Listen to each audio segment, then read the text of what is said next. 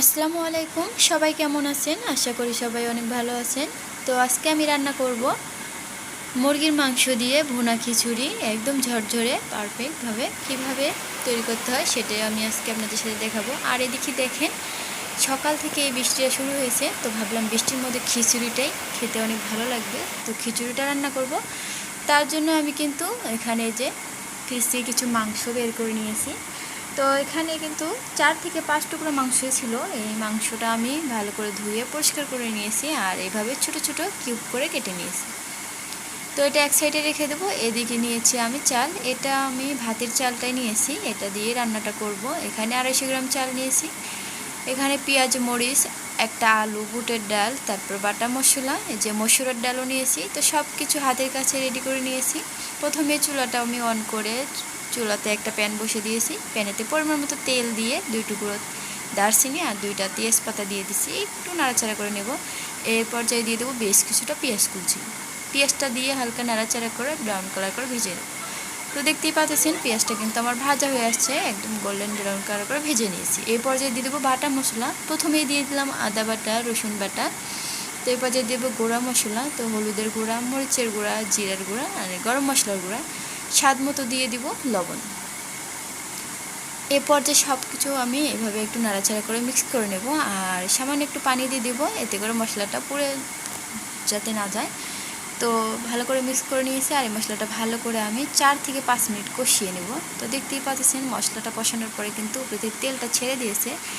এই পর্যায়ে আগে থেকে কেটে রাখা কিউব করা মাংসটা আমি দিয়ে দিব, সাথে এই যে বুটের ডাল আর আলু এটাও দিয়ে দেবো। এটা দিলে কিন্তু খেতে অনেক ভালো লাগে। তো বুটের ডালটা কিন্তু সেদ্ধ হতে সময় লাগে, তো মাংসের সাথে আমি এটা দিয়ে দিলাম, সাথে কিছু মসুরের ডালও দিয়ে দিছি। তো এগুলো দিয়ে ভালো করে আমি নাড়াচাড়া করে মিক্স করে নিচ্ছি মশলার সাথে। তো এটা আমি ঢাকা দিয়ে রেখে দেব, এইভাবে একটু কিছুক্ষণ মাংসের সাথে ভালো করে কষিয়ে নেব। তো 3-4 মিনিট পর ঢাকনাটা খুলে আমি আবারও একটু নাড়াচাড়া করে নিচ্ছি। নাড়াচাড়া করে নেওয়ার পর আবারও ঢাকা দিয়ে দেব। তো এভাবে কিন্তু আমি বেশ কিছুক্ষণ এটা কষিয়ে নিয়েছি। এ পর্যায়ে দিয়ে দেব এই যে চাল, যেটা আমি আগে থেকে রেডি করে নিয়েছি, ধুয়ে রেখে দিয়েছিলাম। তো সাথে বেশ কিছুটা দিয়ে দিলাম কাঁচামরিচ চির। তো এটা দেওয়ার পরে কিন্তু আমি ভালো করে নাড়াচাড়া করে সব কিছু মিক্স করে নিয়েছি। তো আবারও ঢাকনাটা দিয়ে এই 2 থেকে 3 মিনিটের মতো রেখে দেব।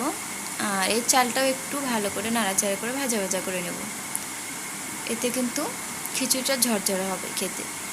তো অবশ্যই এখানে গরম পানি দিবেন, আমি এই যে গরম পানিটা দিয়ে দিলাম।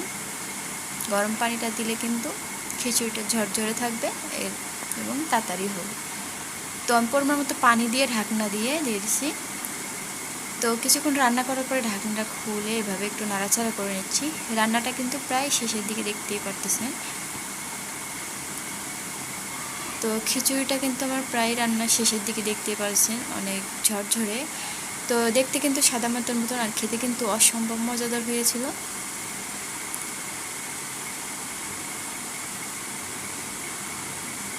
আর এই তো বুটের ডালটা কিন্তু আস্তই আছে।